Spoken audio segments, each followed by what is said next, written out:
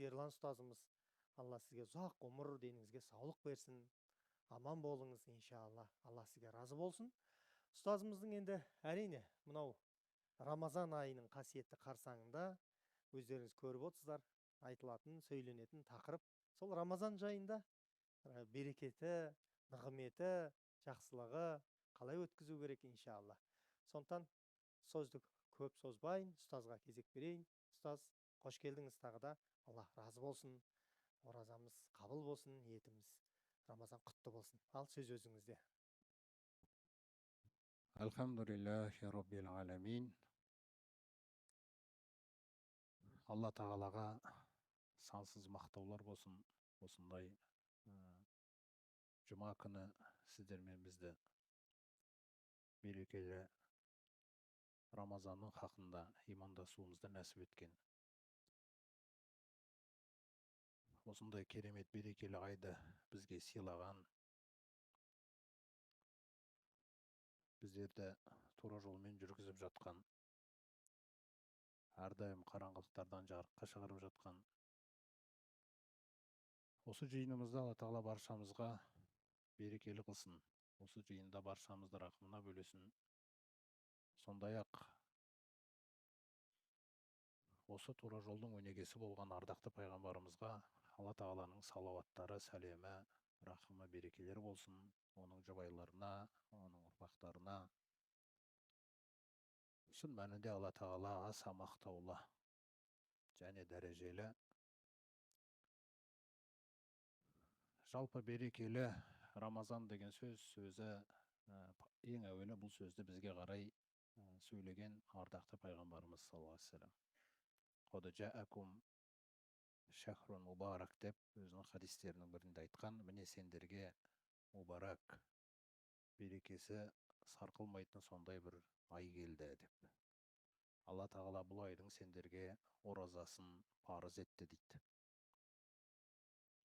Сондай-ақ мен сендерге оның түнгі уақыттағы намаздарын сүннет қыламын дейді. Осы берекелі ай басқа айларда орын алмайтын бір керемет құбылыстарды пайғамбарымыз баяндаған. Ол құбылыстар шын мәнінде орындалады әрдайым Рамазан айы кірген кезде және Рамазан айы аяқталғанға дейін солай жалғасады екен. Олардың әуелгісі Алланың қалауымен бүгін күн батқан уақытта Алла тағала өзінің кеңшілігімен, рахымымен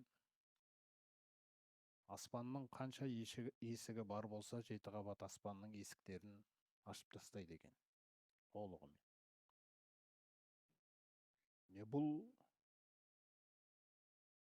пайғамбарымыздың үмбетіне беріліп жатқан үлкен бір кеңшілік.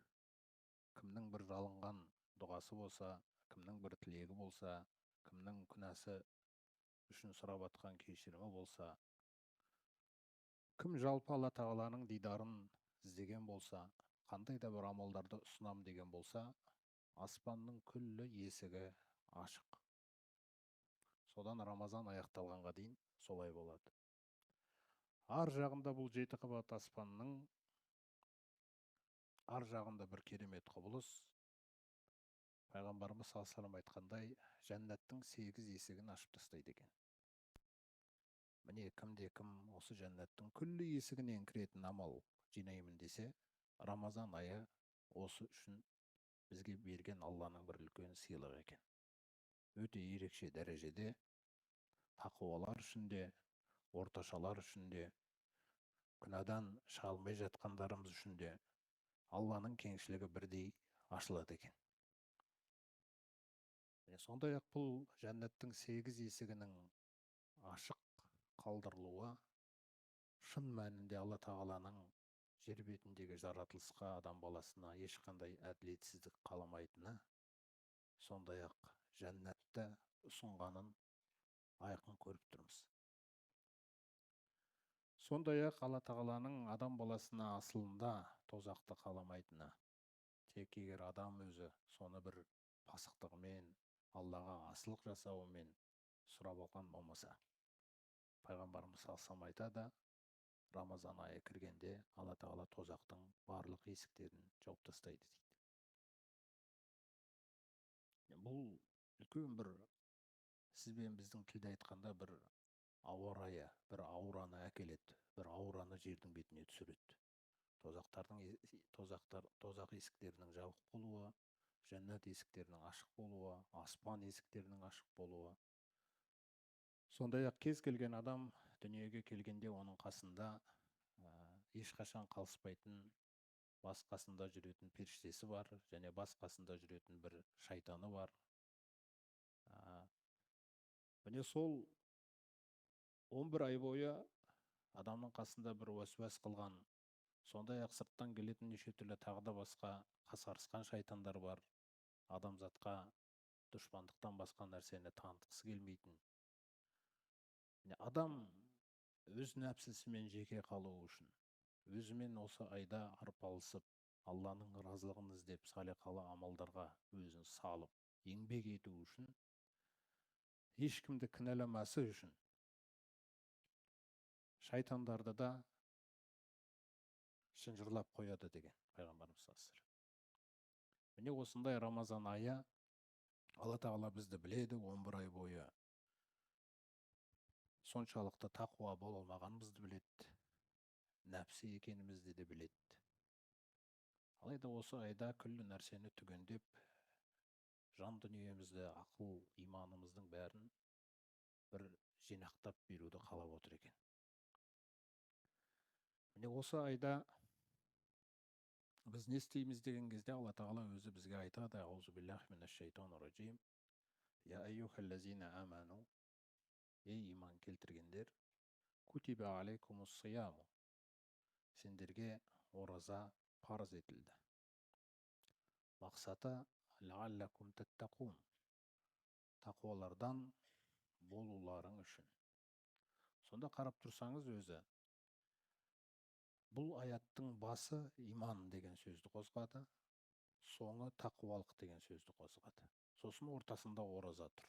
Осыдан біз түсінетін нәрсеміз, жалпы иман мен тақуалық ең маңызды екі қасиет. Бұл қандай дәрежеге дейін мұсылманды көтеруі мүмкін десеңіздер, Алла тағала Юнус сүресінде айтады: Аузу биллахи минаш шайтанир раджим. Әлә, біліп алыңдар. Инна аулия Аллахи ла хауфун алейхим ва лахум яхзанун. Шынымен де Алла тағаланың әулиелеріне ешқандай қауіп қатер болмайды. Һәм олар мұңаймайды, қайғырмайды. Сонда біз сұраймыз: Я Раббымыз, бұл әулиелердің негізгі қасиеттері қандай десек, әллазина аману ва кану яттақун дейді. Олар иман келтіргендер және тақуалық қылғандар. Сонда негізгі нәрсе иман және тақуалық. Кез келген Алла тағаланың бұйыратын немесе тыятын нәрсесінде осы екі сөз қозғалады. Ей иман келтіргендер, тақуалардан болуларың үшін ораза парыз етілді. Ей иман келтіргендер, тақуалардан болуларың үшін намаз парыз етілді. Кез келген Алла тағаланың жаңағы бұйыратын нәрсесі немесе тыятын нәрсесі. Иман келтірген ерлерге айт, бөтен әйелдерге қарамасын. Иман келтірген әйелдерге айт, бөтен ерлерге қарамасын, көздерін түсірсін дегендей мысалы. Сонда кез келген бұйрық пен тыйым осы иман мен тақуалықтың ортасында тұрады.